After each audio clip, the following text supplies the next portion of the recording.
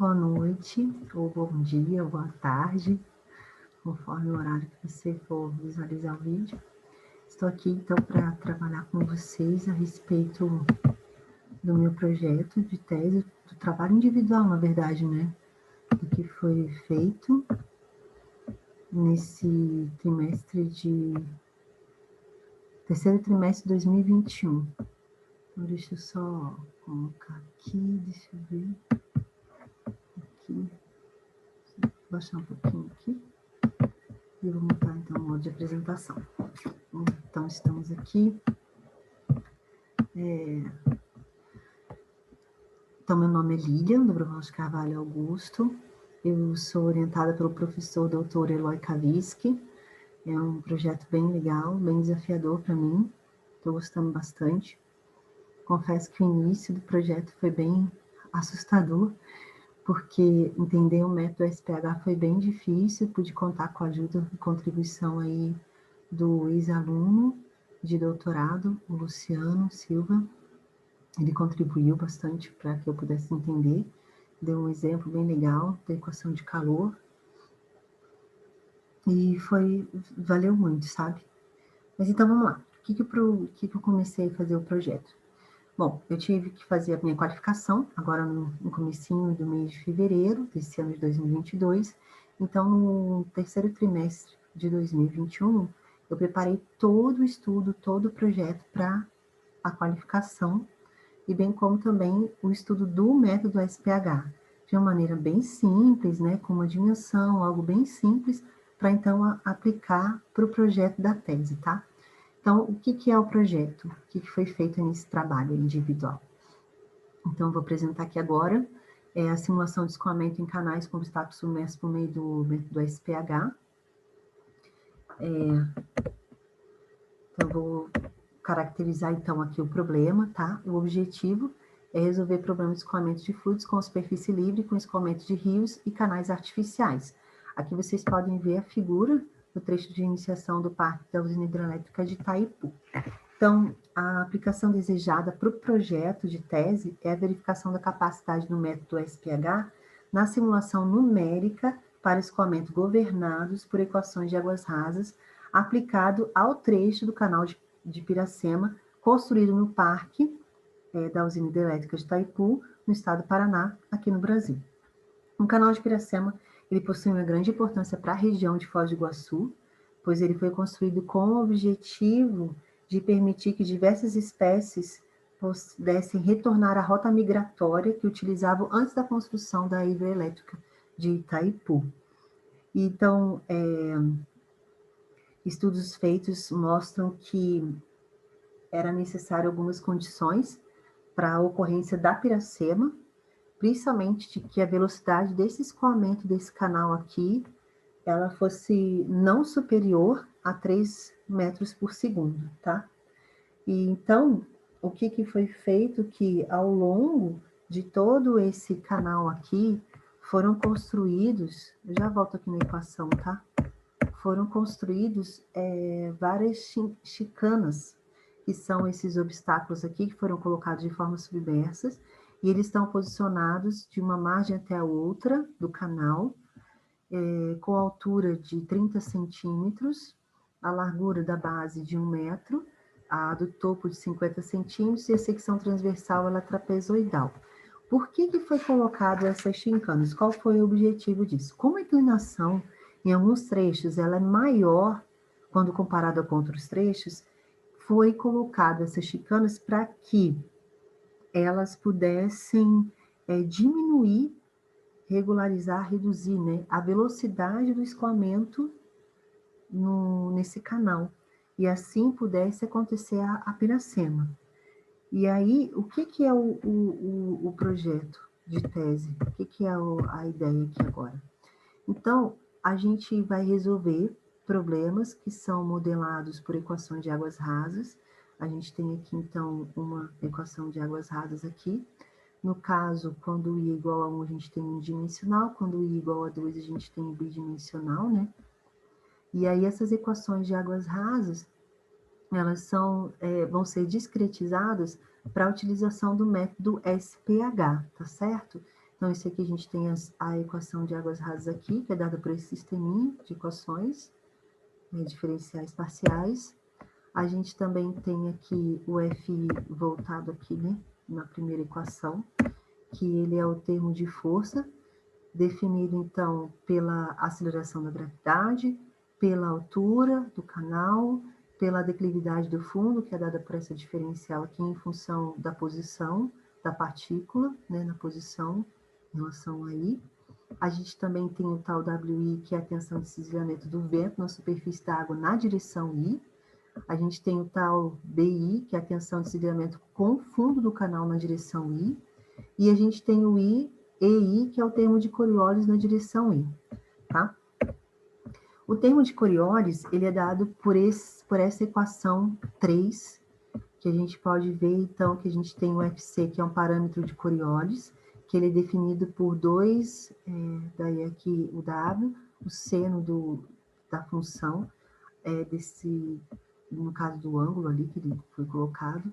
O W, ele é aproximadamente 7,3 vezes 10 a menos 5 radianos por segundo, que é a velocidade da rotação da Terra. E esse φ aqui é a latitude no local de interesse, tá? Bom, vamos lá. A gente também tem a tensão de cisalhamento, que está lá na equação 2 aqui, né, que vocês podem observar. Aqui esse ρ é a massa específica do fluido. Então, a gente tem aqui a massa específica, o CB, que é o coeficiente de resistência de escoamento, que ele é calculado pela gravidade, aceleração da gravidade, dividido pelo coeficiente de Chese ao quadrado, que ele também pode ser determinado pelo termos do raio hidráulico, dividido pela coeficiente de rugosidade de Manning, tá? E aqui a gente tem o I como a velocidade na direção I, e aqui a velocidade na direção J. Aí a gente também tem a tensão de cisalhamento do vento na superfície da água na direção I, que é calculada pela expressão de tal WI. O ρA é a massa específica do ar, né? Porque como é a tensão de cisalhamento do vento na superfície da água, então a gente tem aqui o ρA, que é a massa específica do ar, o CW, que é o coeficiente de resistência, o WI, que é a componente da velocidade do vento na direção I, e o WJ, que é o componente da velocidade do vento na direção J, beleza? Aqui eu já falei a respeito dessas chicanas, né? O motivo pelo qual elas foram colocadas, para poder reduzir, então, a velocidade de escoamento do fluido no canal, no caso da água, né? E agora, então, a gente vai tratar do método SPH em si, tá bom? A gente vai começar uma pequena introdução aqui, não tem também muito tempo, para a gente discretizar e falar, mostrar todos os cálculos, mostrar todas as coisas, se vocês tiverem interesse de resolver um problema bem simples, bem específico, que foi o primeiro que eu resolvi lá no ano passado, né, no finalzinho do ano passado, para compreensão do método, eu posso montar, então, uma aula bem legal, e a gente fazer o passo a passo, só vocês me mandarem e-mail, que eu posso contribuir, e tenho prazer de fazer isso com quem tiver interesse de aprender. Então, vamos lá. O método SPH, ele foi desenvolvido para resolver problemas da astrofísica. O método ele foi desenvolvido por Gingold e Mornagan e Lucy. Eles não desenvolveram juntos, né, esses três estudiosos aí, contribuidores desse método, mas foi atribuído, então, o desenvolvimento a eles. E eles agora têm sido, esse método ele tem sido aplicado a muitos problemas de mecânica dos fluidos. Então, a gente vai entender aqui o motivo pelo qual a gente utiliza o SPH. Nós vamos lá, para vocês entenderem. O método SPH ele é um método que não utiliza malha, ele tem o objetivo de resolver equações diferenciais parciais através de um conjunto de partículas, né? A discretização do domínio, ele é feito por essas partículas e elas estão associadas às suas propriedades físicas com a temperatura, com a massa específica, e também com a conservação da massa, tá? De todo o teu sistema ali, de todo o teu domínio. Então, por que a gente usa o método SPH? O método SPH, ele foi feito de uma maneira a adaptar a geometrias complexas. Como ele não depende de uma malha, você consegue fazer a adaptabilidade a geometrias bem complexas. Com isso, a gente também tem algumas desvantagens do método, que é que ele gera um volume muito grande de cálculo. Por isso que muitas vezes a implementação para resolução numérica desses problemas através do método SPH, ela é feita até utilizando programação paralela, tá? E as linguagens também de programação, elas precisam viabilizar essa programação paralela para agilizar os resultados, né? Senão fica bem lento. Bom, as partículas elas não possuem conectividade, ou elas podem obter uma excelente captura para superfícies livres ou interface entre dois fluidos, e os métodos ele não exigem, então, uma malha. E já no caso dos métodos que exigem malha, essa adaptabilidade, ela para a superfície livre, ela fica um pouco mais limitada, que é o método de elementos finitos e método de diferenças finitas. Quando você tem uma geometria simples, fica fácil você utilizar o método de elementos finitos e o método de diferenças finitas, porque ele dá um resultado muito mais rápido. Mas quando você tem geometrias muito complexas, aí viabiliza, então, a utilização do SPH. Muito bem.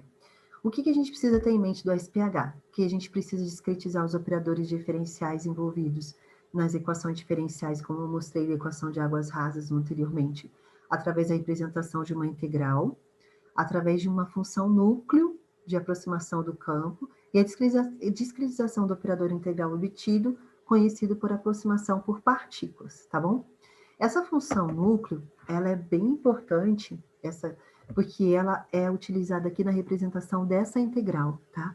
Essa função núcleo aqui, você pode utilizar várias funções, como a função gaussiana, a função spline cúbica, a função Newquartic, a função quíntica. Então, tem várias, tem a função duplo cosseno, tem várias funções núcleo que viabilizam e suavizam também a parte de cálculo ali, né? De você ter um resultado melhor ali, mais rápido também. Então, a função núcleo, que é o WH, ela é conhecida na literatura como função núcleo, como eu falei, e ela é motivada pela distribuição da delta de Dirac. Essa distribuição de delta de Dirac, ela tem duas características bem importantes. Na posição, tem que ser diferente de zero aqui, né? No caso, x diferente de zero. E tem que satisfazer também que a sua integral, ela tem que ser igual a 1. A função núcleo, além disso, ela também ela tem a sua montagem, né, a sua igualdade aqui, através da norma ali, na posição do teu vetor. O H é um número positivo, geralmente ele é um número de intervalos da discretização do teu domínio. O W1 é a função diferenciável, e a gente tem, então, que ela precisa respeitar a integral unitária, como eu mostrei aqui nesse slide anterior. Bom, dentro da função núcleo, a gente precisa, para o método SPH, ela precisa responder algumas propriedades. A primeira, uma das mais importantes, é a condição de normalização, que é a integral, né, em ser igual a 1, em relação aqui no caso, a posição, aqui o x no caso seria a posição. O suporte compacto, que é o vetor posição, ele tem que ser maior do que a norma dele, né, maior do que o vetor, maior que o intervalo vezes uma constante, pode ser que essa constante seja 1, mas pode ser uma constante maior, às vezes 2H, 3H, dependendo de como você vai trabalhar com a discretização do teu intervalo, do teu domínio ali também, né? O núcleo deve satisfazer a distribuição delta de Dirac, quando o limite tende a zero. A discretização que a gente começou a entender o método SPH foi utilizada a equação do calor em regime permanente, tá certo? Então, eu calculei passo a passo mesmo, todos os valores. E aí, a gente utilizou aqui, só para vocês entenderem aqui, como gerou um sistema de equações lineares, né? A gente utilizou a representação desse operador laplaciano aqui, anterior aqui, que a gente tem. Deixa eu voltar aqui. Esse operador laplaciano aqui na partícula I, ele é dado pelo somatório da massa das partículas vizinhas, pela massa específica das partículas vizinhas, em relação, então, aqui no caso, a velocidade da partícula, menos a velocidade da partícula vizinha, vezes a função núcleo aqui, tá? No caso aqui, esse f de xi, ele pode ser a derivada da função núcleo em relação à posição xi, ele pode ser a própria... Aí, na hora que a gente aplica a função núcleo, aí a gente vai ver, então, os intervalos que a gente vai encontrar em relação a esses valores, tá certo? Estou passando bem por cima mesmo, porque não tem um tempo muito hábil para detalhar cada um dos cálculos. Então, esse aqui, é como eu te falei, a derivada da função núcleo em relação aqui ao RJ. Esse alfa aqui, ele depende da dimensão. Se a dimensão é 1, esse alfa vale 2/3. Se a dimensão é 2, aí já tem outros valores. Isso quando você utiliza a função núcleo para a cúbica, spline cúbica, tá? Daí, dependendo do que você vai utilizar, vai ter um valor do alfa. Muito bem, então aqui vocês viram que é a diferença aqui do vetor posição da partícula I com a partícula J dividido, então, pelo seu intervalo, né? No caso aqui, a norma ali do vetor. Beleza. Então, a gente faz a discretização dessa maneira, chegamos, então, às equações lineares, e aí, nesse caso, para a equação de calor no regime permanente, a gente utilizou a resolução de uma forma matricial. Então, essa matriz aqui, todos os coeficientes dessa matriz, ele é dado por esses valores aqui. Quando o I é diferente do J, a gente calcula dessa forma, quando o I é igual a J, a gente calculou dessa forma aqui. O vetor D aqui, ele é dado pela dimensão, e daí também em relação ao xi, na posição xi. O vetor B também é dado pela o vetor de independente, né? No caso das entradas dos vetores, e a gente tem daí essa igualdade. Então, a gente considerou essa equaçãozinha aqui, que é a equaçãozinha de calor no regime permanente. No caso aqui, a equação de Poisson. Então, para vocês verem aqui, a gente tem as condições de contorno quando o x é 0, o resultado de e elevado a 0 vai dar 1. E quando o x é 1, a gente vai ter o próprio valor do e, né? A solução analítica exata é dada por e elevado a x. E aí a gente realizou, então, a discretização utilizando o método SPH, no caso, para essa situação aqui, que é a equação de Poisson. E a gente utilizou, então, a função núcleo spline cúbica. A gente tem aqui no vermelhinho a resposta analítica, e os pontinhos aqui, colocado como a resolução numérica do SPH, utilizando a função núcleo spline cúbica. Aí utilizamos, então, a função núcleo spline quartica, a spline quíntica, também tem uma boa aproximação. Utilizamos a função duplo cosseno, também tivemos uma boa aproximação.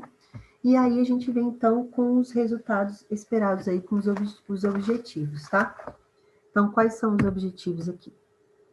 Aqui, no caso, seria implementar um modelo computacional, utilizando, então, o método SPH, o escoamento do canal governado pelas equações de águas rasas. Mostrar o perfil de soluções numéricas obtidas ao resolver as equações de águas rasas com o método SPH. Também apresentar informações sobre a abordagem de condições de contorno para o problema, comparar os resultados obtidos do SPH com o método de Boltzmann, que foi desenvolvido no estudo de tese da Jocelyne Fagnelucci, né? E analisar que tipo de função núcleo melhor determina soluções para o problema proposto. Então, tudo isso aí foi feita uma atividade, cronograma de atividade, que a gente está buscando seguir a risca para conseguir finalizar até fevereiro de 2023. E aí, com isso, a gente, então, finaliza aí todo o estudo que foi feito no terceiro trimestre de 2021. Então, agradeço aí a Universidade Federal Paraná, através do programa de pós-graduação do Métodos Numéricos de Engenharia, e a CAPES. Então é isso, pessoal. Deixa eu parar aqui então a gravação.